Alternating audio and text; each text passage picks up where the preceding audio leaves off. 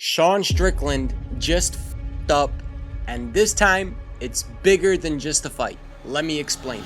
Trash talk, that's completely normal. We've all seen it. But what Sean just did is cross a line that you do not come back from. He went after Hamza Chimaev with Islamophobic remarks. He threw around the word terrorist like it was nothing. And then he started to attack his roots and his identity and where he comes from. That's not hype. This is now personal. But this is what makes this even worse for Sean. Because you see, Hamza doesn't just come from somewhere. He comes from a war-torn region, a place he fled because he had to, not because he wanted to. So when you mock that, when you throw labels like terrorist around to someone who escaped that reality, that's not being edgy. That's just exposing your lack of understanding. And then you've got Sean Strickland, the super American mindset, proud of where he's from, proud of his identity.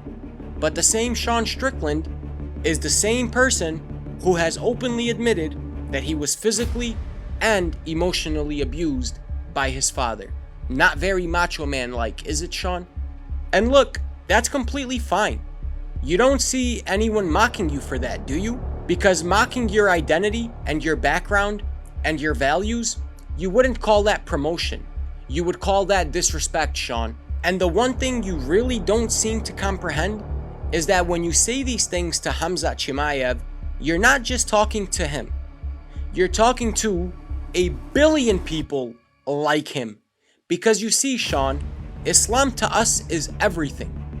Because Islam isn't just a label to us. It's not culture. It's not a on and off switch. It is submission to God Almighty. It's how we live. It's how we think. And it's how we carry ourselves. It is discipline, patience, strength, and purpose. It teaches us honor. It teaches us discipline. But it also teaches us to stand firm when something sacred is being disrespected. And for Hamza, that's not separate from who he is.